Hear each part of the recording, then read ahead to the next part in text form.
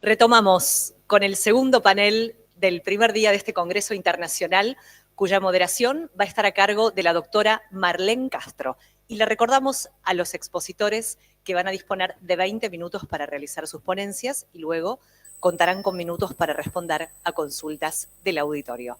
Doctora Marlene, cuando guste. Muy buenas tardes. Damos inicio al segundo panel de este Congreso.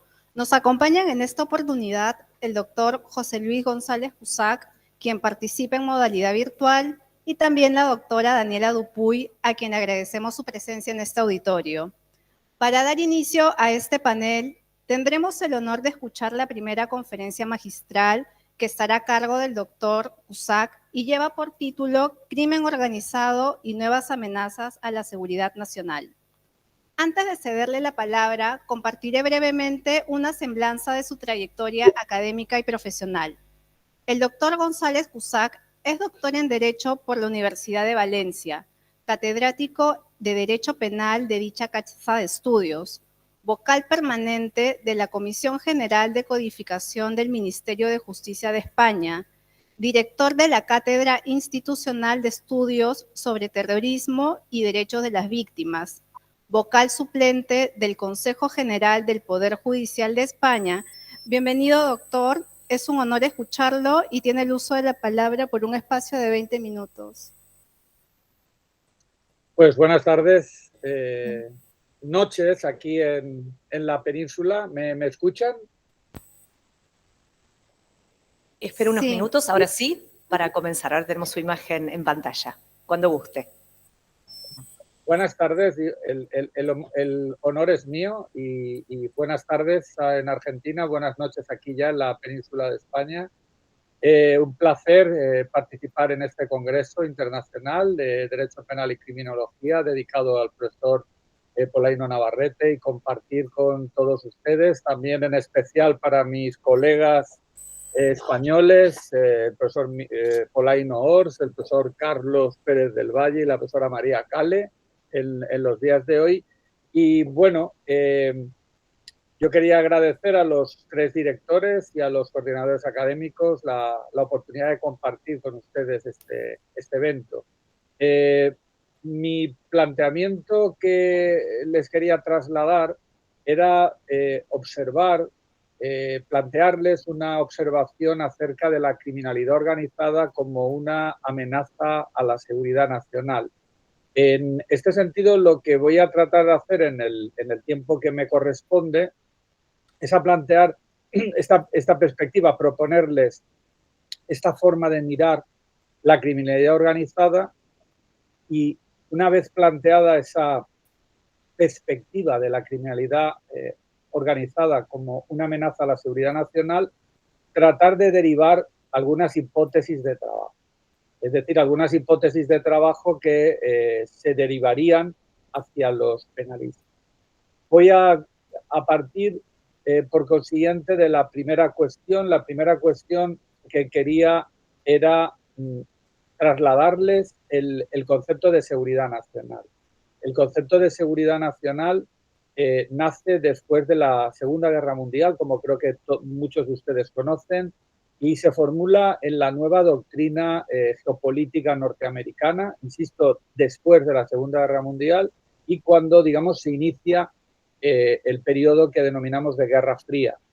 Esa nueva concepción geopolítica norteamericana implica que después del ataque sorpresa que sufre Estados Unidos por Japón en Pearl Harbor, deciden cambiar su concepto estratégico de seguridad y defensa y formulan esta nueva idea que es la idea de seguridad nacional.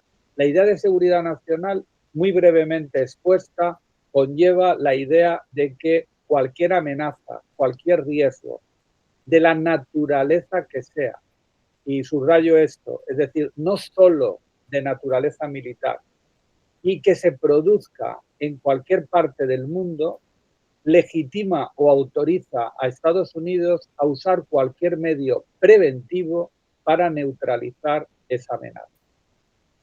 Como digo, esta doctrina norteamericana se va a ir extendiendo paulatinamente por muchos otros países que van asumiendo esta idea de la seguridad nacional, que reitero, es una idea que conlleva o implica que cualquier amenaza, cualquier riesgo existencial para un país permite a este país avanzarse para neutralizar, para detener esos riesgos.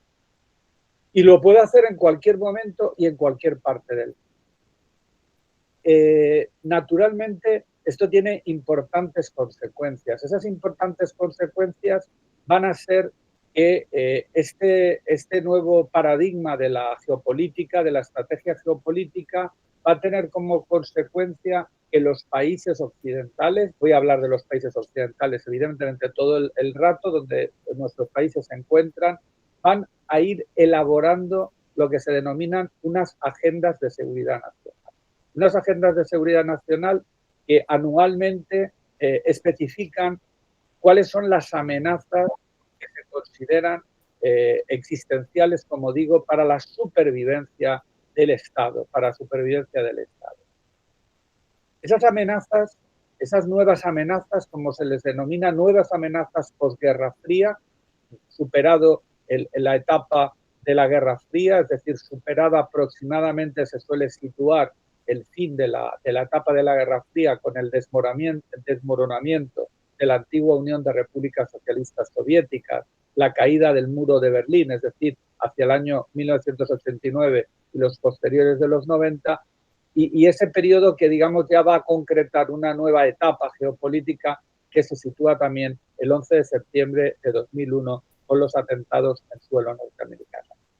Bien, esas amenazas, esas agendas que contienen las amenazas que prácticamente todos los estados occidentales compartimos, tienen, se las voy a recordar brevemente porque con ello voy a cerrar esta primera presentación para ver qué es la idea de seguridad nacional. Esa idea de seguridad nacional, como decía, se ha ido concretando en una serie de amenazas, como digo, amenazas existenciales, amenazas que ponen en riesgo la supervivencia de un Estado, de una sociedad y de una sociedad, de una forma de vida. En primer lugar, esas amenazas contienen los clásicos ataques bélicos por parte de otros estados, es decir, estaríamos ante un conflicto simétrico tradicional. Pero en segundo lugar, van a añadir algunas amenazas o algunos riesgos, como por ejemplo las pandemias, que hasta 2020 con el COVID prácticamente para nosotros era algo casi de ciencia ficción, pero que desgraciadamente y después de los 2020 y 2021 todos sabemos los efectos demoledores que tiene o puede tener una pandemia. Por lo tanto, las pandemias, es decir, los riesgos para la salud global. En segundo lugar, el cambio climático, con todas las consecuencias que ello conlleva y su influencia en un tercer fenómeno de todos muy conocidos, que son la gestión de la inmigración, la gestión de los movimientos migratorios globales.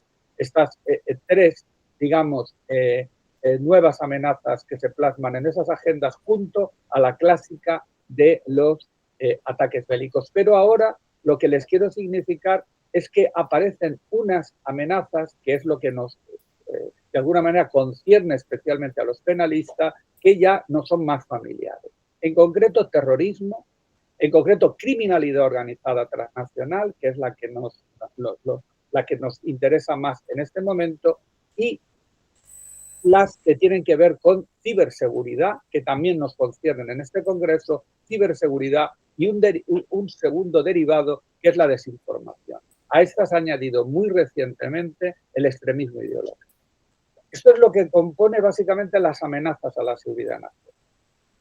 Y las que componen ese concepto bastante indeterminado, bastante flexible, holístico, integral, global, que llamamos seguridad nacional, basado en ese antiguo concepto estratégico de Estados Unidos y hoy básicamente aceptado por casi todos los países occidentales y sobre todo, y aquí voy a entrar ya en el mundo jurídico, y sobre todo, y esto es una de las cuestiones que quiero subrayar, que los tribunales de justicia utilizan para balancear cuando, por razones de seguridad nacional, es necesario la limitación o restricción de derechos fundamentales. Por tanto, no estamos hablando de una idea que solamente funciona en el ámbito geopolítico o en el ámbito militar, sino que estamos hablando de una idea que ha llegado a los tribunales de justicia desde hace bastantes años y que esa idea, digamos, se pone en esta imagen icónica de la justicia con esos dos platos que se balancean. Pues bien, en uno de esos platos puede estar el derecho fundamental a la intimidad, puede estar el derecho a la libertad, puede estar el derecho a la libre circulación, y en el otro plato vamos a encontrar esa idea genérica, esa idea tan indefinida y tan indeterminada, que es la idea de seguridad nacional. Y por último, en esta segunda idea que les quería trasladar, para resolver ese conflicto, tradicionalmente los tribunales de justicia acuden a la idea de ponderación de interés, es decir, a una regla de solución de los conflictos que responde lógicamente a una no regla. Es decir, cuando el legislador no ha resuelto un conflicto en intereses entre ellos, lo que se deja es a que el Poder Judicial resuelva con consideraciones no escritas, es decir, en base a una balance puramente material al caso entre ese conflicto. Por lo tanto, nos encontramos en este segundo aspecto que quiero determinar, que todo lo que tiene que ver con seguridad nacional es altamente indeterminado y es altamente vencedor en casi todas las situaciones que se plantea un conflicto con un concreto derecho fundamental. ¿Por qué razón? Por lo que los angloamericanos denominan el privilegio del ejecutivo. Bien, esta segunda situación me da paso a la tercera que les quería plantear. Como hemos visto, hay amenazas a la seguridad nacional que además son delitos, es decir, son fenómenos que no son familiares históricamente a los penalistas. El terrorismo, la criminalidad organizada, básicamente esas dos son cuestiones que el derecho penal, el derecho procesal penal y la criminología han estudiado, que tenemos cuerpos legislativos históricos, que tenemos praxis judiciales, que tenemos doctrina para interpretar. Lo que yo les quiero plantear, y aquí ahora en relación, ya se ha planteado en terrorismo, pero ahora lo extendería a la criminalidad organizada, es que de alguna manera a mí me gusta sintetizarlo en una expresión, que asistimos a una suerte de híbridos. ¿Por qué híbridos? Porque por una parte son amenazas a la seguridad nacional y por otro siguen siendo delitos graves. ¿Esto qué consecuencias tiene? ¿Qué derivaciones tiene? Las derivaciones que tiene, en primer lugar, son que ya no nos hacemos cargo, como quizás antaño, solo el derecho penal, es decir, solo la administración de justicia, de enfrentar estos fenómenos como la criminalidad organizada, sino que otras instancias del Estado y otras instancias supranacionales consideran necesario afrontarla. Por ejemplo, tenemos la idea clara, la seguridad clara en que determinados países, para hacer frente a la criminalidad organizada, no han podido hacerlo con los medios clásicos de la administración de justicia, es decir, con policía, con fiscalía y con la judicatura. No lo han hecho solamente a través de un proceso penal, sino que han tenido que recurrir, por ejemplo, a las Fuerzas Armadas. Esta es la idea que quiero subrayarles, que cuando estamos hablando de un fenómeno híbrido, no solamente es un delito, sino que también una parte se considera amenaza y para responder a la amenaza los estados recurren a otras instancias, a otras agencias públicas para enfrentarlo. Entonces tenemos esa conjunción de respuestas. Esas respuestas, aquí quiero destacar en materia de criminalidad organizada, quiero destacar en muchos países la necesidad, dada la gravedad de la penetración del crimen organizado, de recurrir a las Fuerzas Armadas. La enfermedad, por llamarlo de alguna manera, es tan grave que el Estado no puede frenarla con los medios clásicos de la Administración de Justicia y recurre a las Fuerzas Armadas. Pero en segundo lugar, los Estados cuentan con unas agencias que denominamos servicios de inteligencia y que al considerarse amenazas a la seguridad nacional también les otorgan una actuación muy decisiva en materia de antiterrorismo o en materia ya de criminalidad organizada. Por tanto, nos vamos a encontrar con unas agencias, con un régimen jurídico muy singular, que se caracteriza jurídicamente por estar sometida al secreto, que bajo ese manto del secreto van a llevar determinadas acciones para tratar de que los estados pongan freno a esta gran amenaza que es la criminalidad organizada. Pues bien, los híbridos, como la criminalidad organizada, esa idea que también es una amenaza a la seguridad nacional, es la última parte de mi intervención, es que la tenemos que ir, creo que, aceptando con esta hipótesis. Esta hipótesis es decir que los penalistas, o el derecho penal, o la administración de justicia, como prefieran denominarlo, no es la única instancia y quizás no sea la principal ya de respuesta a estos fenómenos, sino que la compartimos con esas otras agencias que tienen otras metodologías y otros regímenes jurídicos para enfrentar a la criminalidad organizada. ¿Por qué? Porque la criminalidad organizada transnacional nos ha sorprendido a muchos con una penetración que corrompe absolutamente el Estado. Es decir, que no es ya un fenómeno meramente criminal. La criminalidad organizada, insisto, de naturaleza transnacional, tiene tal capacidad, tal multinivel de actividades delictivas, tal capacidad de generar ingresos en efectivo, que no hay ningún otro negocio, como ya mostró, entre otros, las publicaciones muy famosas de un investigador periodista italiano, Saviano, en sus libros que denunciaba el funcionamiento de la camorra, y luego el tremendo beneficio en efectivo, el mayor negocio en efectivo, que es el tráfico de cocaína. Pero pensemos que el crimen organizado, y con esto voy a ir terminando, el crimen organizado es muy difícil de categorizar. El crimen organizado, en realidad, no tenemos unas definiciones internacionales muy precisas, porque las definiciones internacionales que tenemos en las convenciones de Naciones Unidas son muy amplias, porque es muy difícil abarcar las diferentes modalidades del crimen organizado. Es decir, los diferentes tipos de organizaciones criminales que existen en las muchas regiones del mundo y cómo interactúan unas entre otras. A su vez, comparten diferentes tipos de actividades delictivas, diferentes tráficos ilícitos, los manejan. Uno creciente es precisamente que va a ser objeto de ponencias en este congreso sobre los fraudes electrónicos o los ciberfraudes. Y, por supuesto, toda la actividad a través del ciberespacio que cometen en temas relacionados con la corrupción de menores o de sexualidad, pornografía, etcétera, etcétera.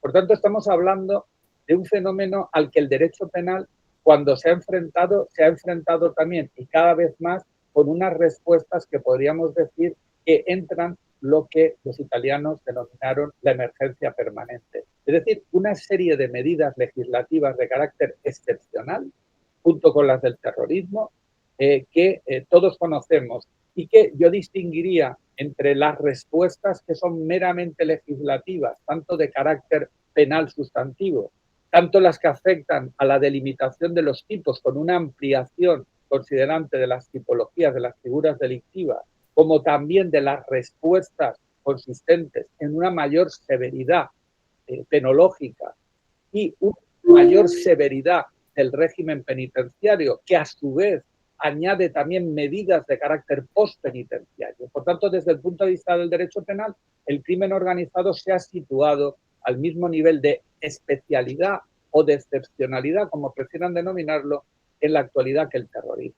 Hablo a nivel legislativo. Lo mismo podríamos decir del derecho procesal penal. El procesal penal también se ha situado en una serie de actuaciones, de presupuestos legislativos que facilitan la prueba, que introducen toda una serie de mecanismos para obtención de prueba o de evidencias o de medios de prueba, como infiltrados, confidentes, informes de inteligencia, de nuevo los servicios de inteligencia, como formas de peritaje excepcional para colaborar ya en la persecución delictiva, es decir, dejando su función de anticipación, de información para los gobiernos y ya proporcionando, digamos, evidencias con sus medios extraordinarios a las policías para evidenciar la comisión de delitos. Desde el punto de vista procesal, lo que quiero también trasladarles es que tenemos mucha experiencia en muchísimos países del mundo que los procesos contra la criminalidad organizada se suelen convertir en macroprocesos, procesos cuya investigación dura a veces años. Investigaciones que duran años porque requieren interceptaciones telefónicas, interceptaciones de otras comunicaciones en canal cerrado, la utilización de infiltrados, la utilización de confidentes, es decir, distinguiendo si está bajo control judicial o solo policial, la persona que está dentro de la organización criminal.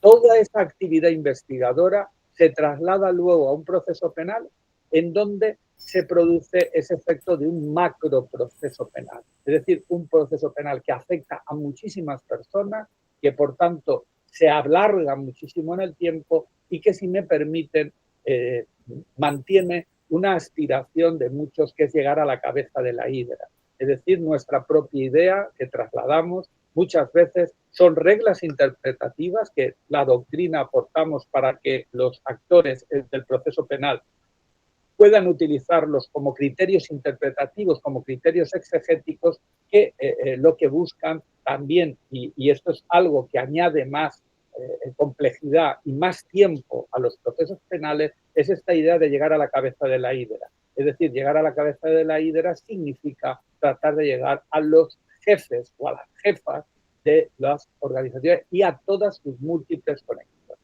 Y esto yo creo, con esto acabo, creo que esto va a ser muy difícil conseguirlo.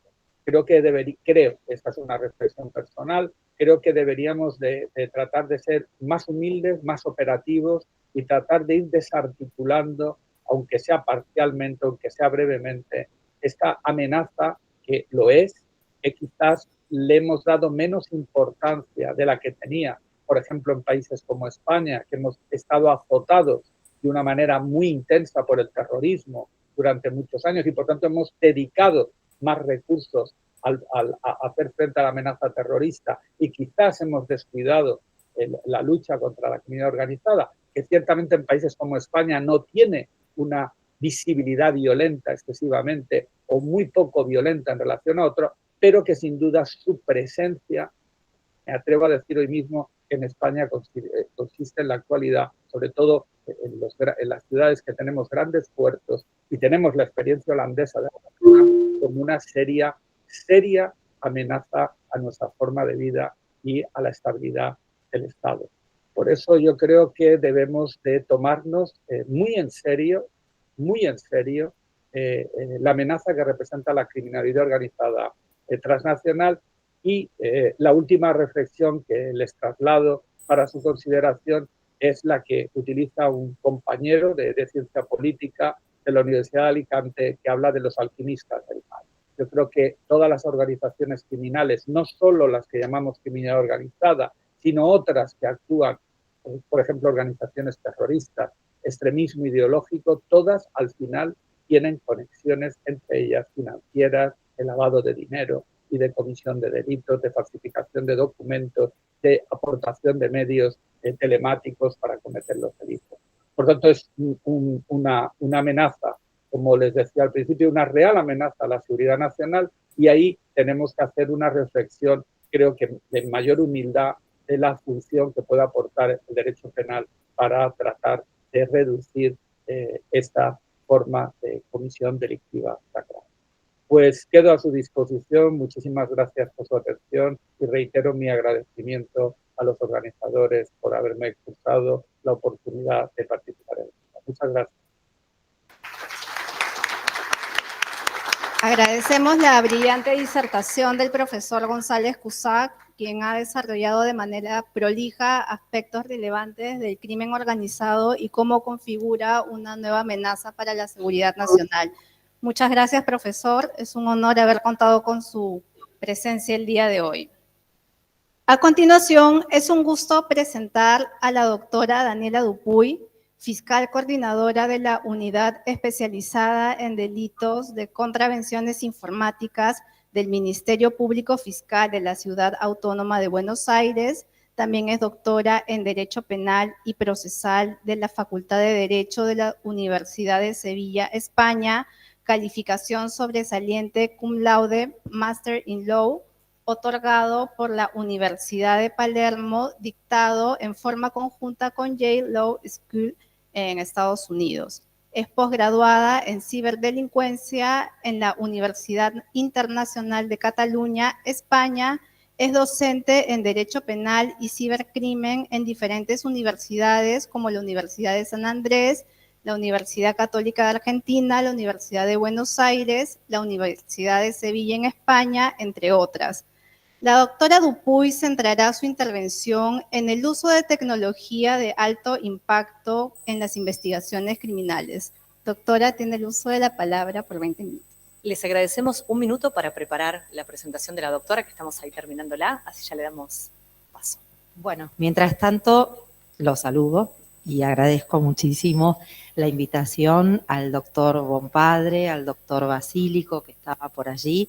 La verdad que son grandes y antiguos amigos, y la verdad que es un placer siempre, siempre compartir con ustedes, a quienes admiro tanto, estos espacios académicos. Está lista, cuando guste. Ah, bueno, muy bien. Bueno, como bien, ¿cómo es tu nombre? Marlene. Marlene contaba, yo soy fiscal especializada en cibercrimen en la Ciudad Autónoma de Buenos Aires. Hace 10 años se creó esta fiscalía especializada y fíjense que cuando comencé a trabajar como fiscal en esta fiscalía, siempre piensen desde un sistema acusatorio, ¿no? Un sistema procesal acusatorio, llegan los casos a la fiscalía y somos nosotros quienes investigamos y quienes llevamos a juicio estos casos. Claro, estos casos ingresaban aisladamente. Había un alcance que era netamente local, es decir, el autor estaba en Buenos Aires, la víctima estaban en Buenos Aires, ¿sí? Y no hablábamos bajo ningún punto de vista de coordinación.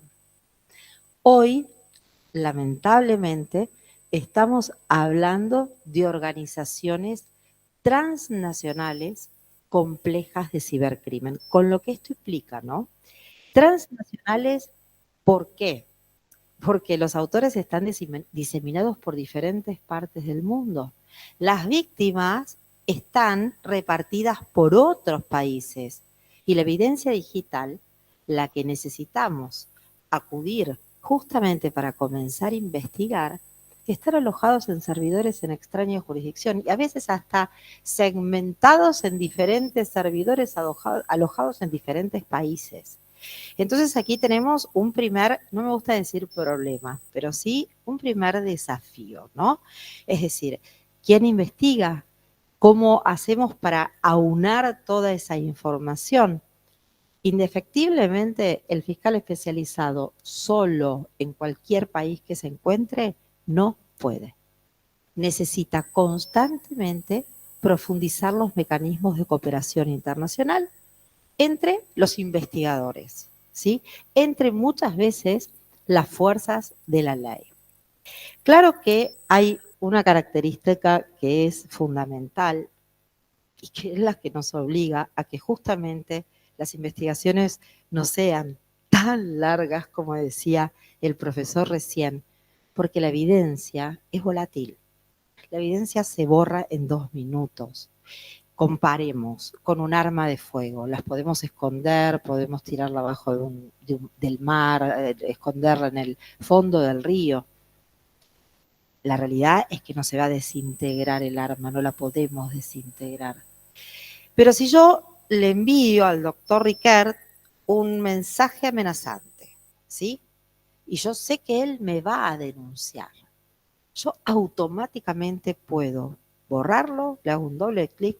Nunca existió esa evidencia. Entonces, esto implica, en primer lugar, que los investigadores tenemos que correr detrás de esa evidencia, detrás de esa investigación, porque la evidencia se borra, pero aparte, no solamente se borra porque el sospechoso la borra, sino porque las empresas internacionales de Internet, Microsoft, Twitter, TikTok, por diferentes motivos que no van a ser de discusión en este espacio académico, quizás en otro, pero por diferentes motivos no la tienen guardada de por vida nuestros datos personales, nuestros datos de tráfico, la información de sus usuarios, porque no se olviden que son los clientes de estas empresas y son los sospechosos de un investigador. Entonces, esto no queda guardado de por vida y más allá que tenemos mecanismos para pedir la conservación, el quick freeze, para que el juez de Estados Unidos, por favor, ordene que no lo borre esta información que vamos a necesitar próximamente y ahí sí vamos a necesitarla, es fundamental trabajar rápido, investigar rápido. Los canales EMBLAT de cooperación tradicional, de intercambio o de cooperación de intercambio de información quedaron muy antiguos, por no decir obsoletos. ¿Saben cuánto tarda Twitter en responder si es que responde?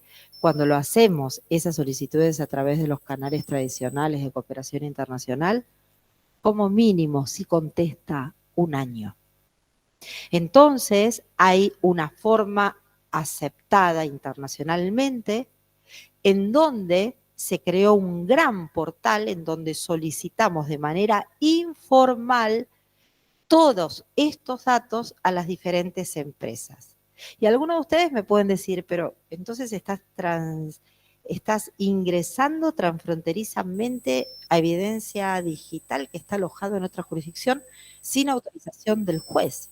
Bueno, a veces debe ser con autorización del juez porque ese requisito lo impone la empresa internacional, como Microsoft, por ejemplo, y otras veces el fiscal que investiga puede ahorrar tiempo y solicitarla inmediatamente. Todo esto que yo les estoy diciendo claramente son desafíos. Desafíos podemos hablar una tarde entera, pero los más importantes, y creo que la Convención de Budapest nos puso sobre nuestros ojos cuando Argentina en el año 2017 adhirió a la Convención de Budapest, es, en primer lugar, adaptar las normas de fondos, códigos penales adaptados a las nuevas legislaciones.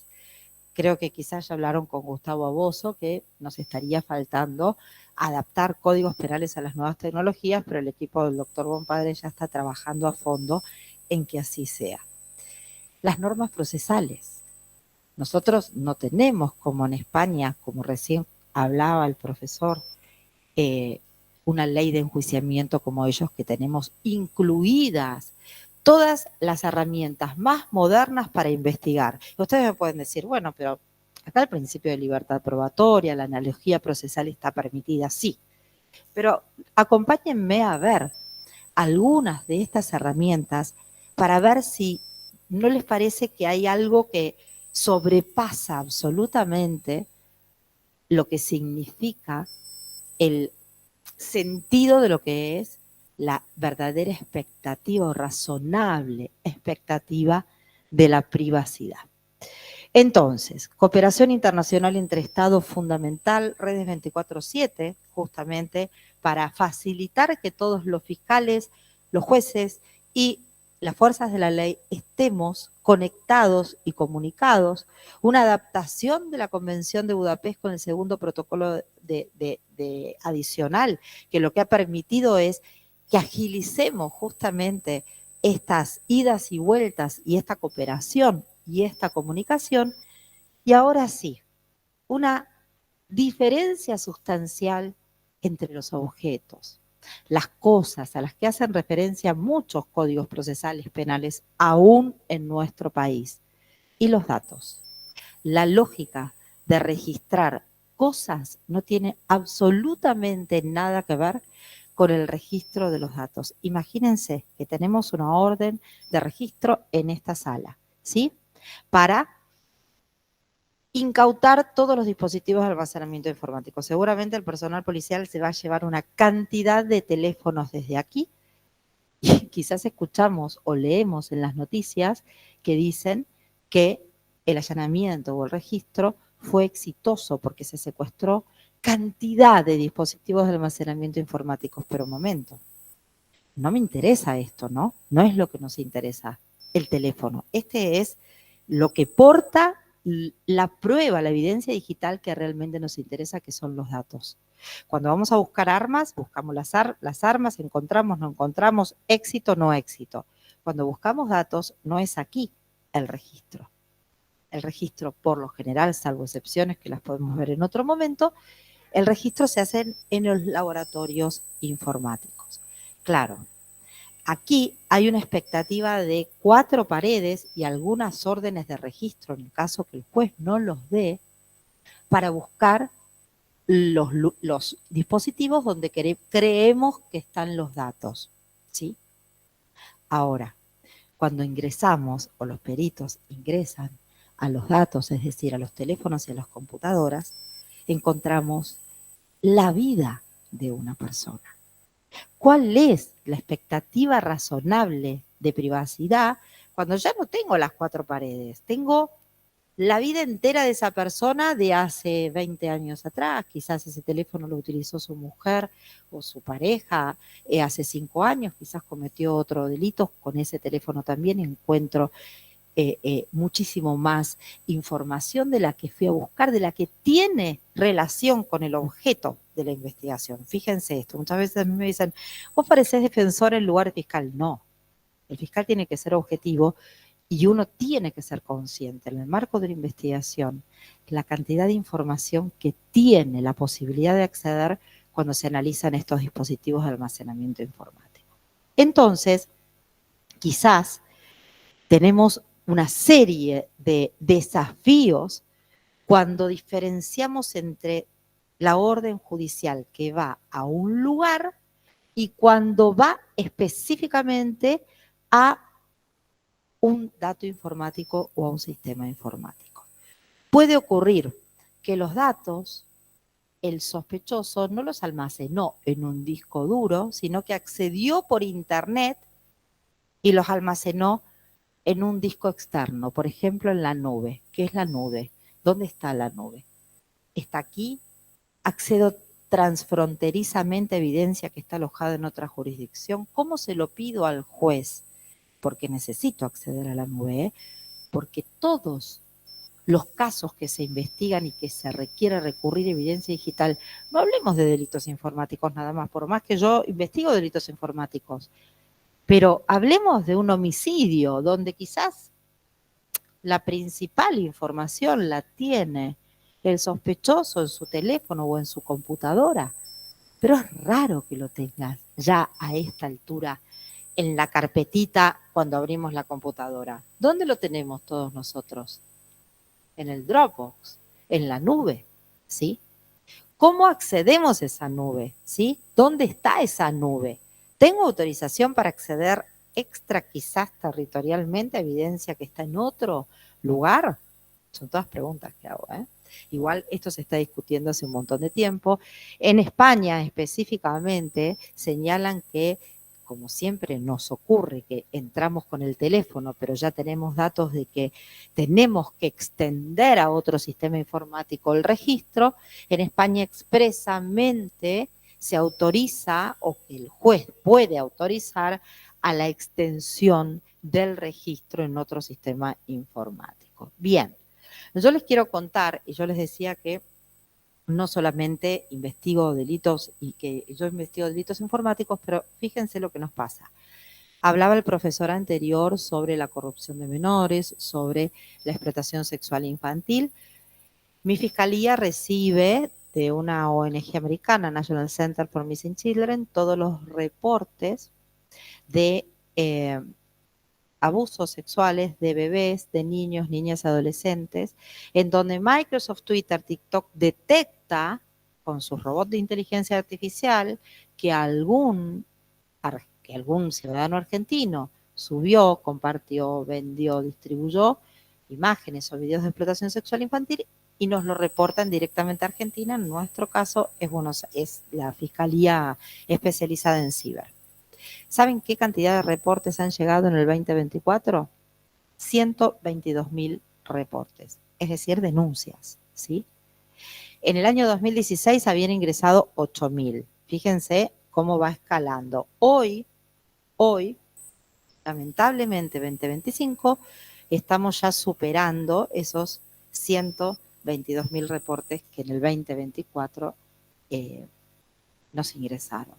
Esto no queda nada más en casos de explotación sexual infantil de una sola persona. Estas son organizaciones transnacionales de cibercrimen, ¿sí? En donde se distribuyen, facilitan, producen y muchas veces, lamentablemente, llegan a cometer el abuso sexual de esos niños y la corrupción de menores.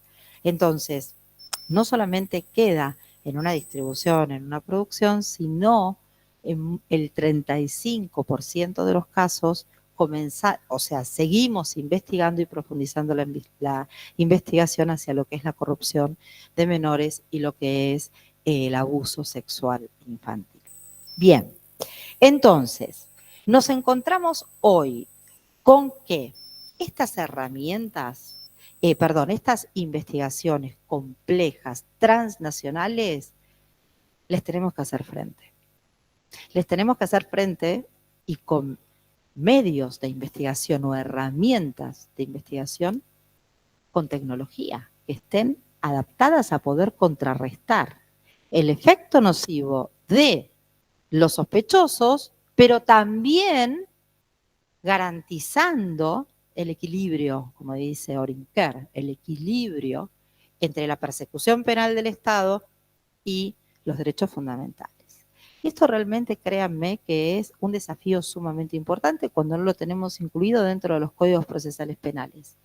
Ciberpatrullaje, se habló tanto del ciberpatrullaje durante la pandemia, que era trabajos de ciberinteligencia. La realidad es que no es ciberinteligencia. Lo que es patrullar el ciberespacio, así como, obviamente, el personal policial puede patrullar las calles. Hoy se necesita que se ciberpatrullen el ciberespacio, porque es allí donde se origina y comienzan a organizarse los delitos que se van a cometer luego. Ha mutado muchísimo, muchísimo la conducta en espacios físicos hacia el ciberespacio. Investigaciones, con relación a lo anterior, ciberpatrullaje. Ciberpatrullaje es específicamente corroborar siempre con información abierta, con información pública, si existe algún foco delictivo susceptible de enviar esa noticia a crímenes al fiscal o al juez o al sistema procesal para que comience a investigar, ¿sí? Ya cuando vamos estrictamente en el marco de una investigación, el Open Source Intelligence es una herramienta, pero muy, muy útil y muy importante para identificar, ¿sí? Es también fuentes abiertas, ¿sí? Es investigación en fuentes abiertas. Se recopila la información, se procesa la información, se analiza, se utiliza la información disponible públicamente. Estas pueden provenir de diferentes fuentes, obviamente, de redes sociales, de sitios web, de foros. Ahora, sistema acusatorio, que es lo que va a hacer el fiscal, obviamente le va a tener que demostrar al tribunal de qué manera su investigador llegó a procesar esa información, dónde la encontró, cómo la encontró, ¿sí? Esto claramente la fuente abierta la va a tener que demostrar en el juicio oral. Geofence es algo hoy muy común que se utiliza cuando las cámaras de las calles ya no alcanzan para poder captar qué es lo que hizo la persona cuando robó, cuando asaltó a otro, etc. Entonces, los investigadores lo que hacen hoy día es pedirle a Google que les informe cuáles son los teléfonos celulares que estuvieron caminando por esa zona en un tiempo determinado, en un tiempo específico.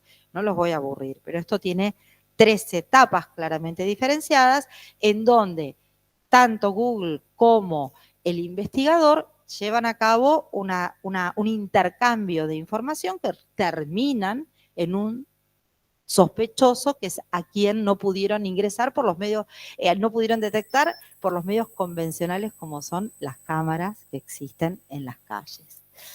La apertura compulsiva de los teléfonos celulares por métodos biométricos, ¿no? Reconocimiento facial versus la autoincriminación. Esto podemos discutir una tarde entera todos. Lamentablemente, estos teléfonos hoy día, muchas veces, ni siquiera la herramienta forense UFED la puede abrir, porque son teléfonos modernos, son teléfonos que tienen niveles altos de encriptación. Entonces, se requiere, y esto ya lo ha dicho a lo largo de muchos fallos la Corte, en diferentes fallos la Corte Suprema de Estados Unidos y también muchos fallos del Tribunal Constitucional de España, en donde dice, bueno, evidentemente si hoy los ciberdelincuentes o los delincuentes comunes tienen toda la información aquí, el Estado tiene también derecho de obtener ciertas herramientas para poder acceder a esa información, pero con algunas premisas que las podemos después discutir. Yo saco una conclusión de toda la evolución de la Corte de Estados Unidos y de lo que está pasando hoy en España, porque aquí en Argentina tenemos poquitos fallos relacionados con esto. ¿Es realmente una acción declarativa ponerle el teléfono celular al sospechoso frente a su rostro para que se desbloquee? ¿Es esto una acción declarativa? ¿Es un sujeto de prueba? En Estados Unidos se entendió en diferentes fallos de diferentes estados que en realidad no se está diciendo cuál es la clave. Lo que se está haciendo en realidad es compulsivamente desbloquear ese teléfono celular con el rostro de la persona. Y justamente hace referencia a la necesidad de que el Estado tenga o llegue a una conclusión ineludible. ¿Conclusión ineludible de qué? De que ese teléfono es del sospechoso, que allí tiene almacenados todos los datos que el fiscal o el investigador necesitan para investigar, ¿sí? Esa conclusión ineludible, que después la va a valorar el juez, es lo que haría entender que el sospechoso no le están vulnerando su derecho estipulado en la quinta enmienda. Pero es discutido esto, ¿no? A mí me ha pasado que he pedido en allanamientos el reconocimiento facial, porque ya sé que los teléfonos celulares cada vez se abren o se pueden abrir menos, y la mitad de los jueces me han dicho sí, ningún problema, y la otra mitad me dijeron no, está vulnerando su derecho de la autoincriminación. ¿Y saben qué? El caso se tiene que cerrar. Y ahora les voy a explicar por qué. Fíjense que yo estoy yendo de menos invasivo a más invasivo, ¿no? Registro de dispositivos masivos de datos. Es esto lo que yo les decía. Ingresamos al dispositivo y encontramos la vida. Muy, pero muy importante es solicitarle al juez en los puntos de pericia a dónde el investigador quiere llegar. No vas a ir de pesca, ¿sí? Si yo estoy investigando un caso de explotación sexual infantil o un caso de grooming, quiero que se detecten las conversaciones entre un adulto y eventuales menores en tal periodo de tiempo, porque yo también puedo decir, bueno, hace 20 años, ¿sí? En tal periodo de tiempo. Entonces aquí surge la famosa doctrina de la plain view, de los hallazgos casuales, que bueno, ya fue, digamos, se creó en el año, no sé, hace muchos años en Estados Unidos, en donde los hallazgos casuales eran válidos siempre que se hayan percibidos por alguno de los 5 sentidos. Pero ¿qué pasa cuando estamos hablando de tecnología? ¿Qué pasa cuando hablamos de herramientas informáticas y de datos informáticos? Y es sumamente común estar buscando A y que te topes con B. ¿Sí? ¿Qué hacemos con esa evidencia? Quizás esa prueba sea válida porque tengo que probar que fue casual. Pero ¿qué pasa cuando los peritos o las fuerzas de la ley encontraron lo que el fiscal les pidió y siguen buscando? Y siguen buscando. ¿Sí? Eso no fue un hallazgo casual. Y todo eso hay que comprobarlo en el caso concreto. ¿Sí? Las defensas tienen que estar en un sistema acusatorio muy, pero muy afiladas para controlar realmente el trabajo que hace el fiscal. Es el fair play del acusatorio, ¿no? Y un juez que pueda decidir en consecuencia. Agente encubierto digital, fundamental para investigar estas organizaciones transnacionales delictivas.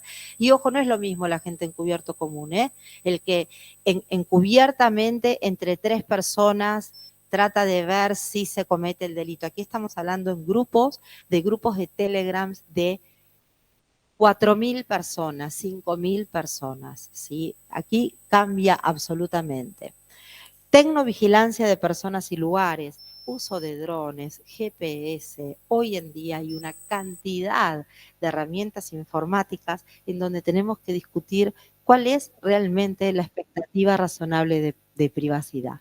El espionaje de dispositivos electrónicos, la activación de las cámaras y los micrófonos. ¿Cuándo lo hacemos? ¿Con qué herramientas podemos enviar, por ejemplo, un software judicial a distancia, un allanamiento remoto a distancia? Termino con esto, pero para que vean lo disruptivo que es esta herramienta, que en España está legislada, en Corrientes creo que también, en Salta y en Mendoza también. El tema es que todavía no la han empezado a utilizar porque es difícil de utilizar tecnológicamente.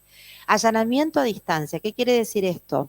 El fiscal, junto con las fuerzas de la ley, obviamente con autorización del juez, le envía un malware en su computadora o en su teléfono al sospechoso.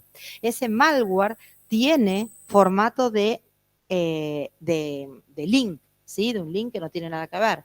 Tenemos que depender que ese sospechoso haga clic en ese link y el malware automáticamente se instala. ¿Qué puede ver el juez o el investigador? Bien, el juez o el investigador puede grabar datos de conexión y direcciones de IP, asegurar datos que seguramente en un allanamiento no se va a poder asegurar, automáticamente instalar micrófonos y videos 360 en el lugar donde está el sospechoso. A ver, es absolutamente disruptivo. ¿Es para una amenaza? ¿Es para un delito común?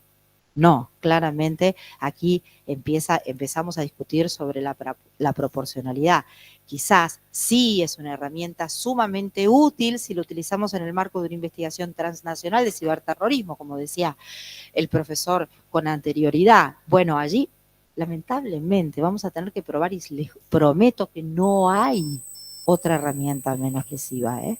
No hay otra herramienta menos lesiva que nos permita llegar al grado de complejidad que tiene realmente hoy día las personas que delinquen y que llevan a cabo este tipo de delitos. Todo eso lo van a poder encontrar, todo lo que les acabo de decir, súper, pero muy profundamente en este tratado internacional en el que hemos intervenido cantidad de expertos de España, de Estados Unidos, de aquí, para empezar a discutir e investigar cuáles son los límites, cuál es el equilibrio sano y justo entre la persecución penal del Estado y los derechos fundamentales. Bueno, nada más. Me hubiera encantado seguir, pero ya me pasé de tiempo. Muchísimas gracias. Abrimos un espacio de preguntas, si las hay.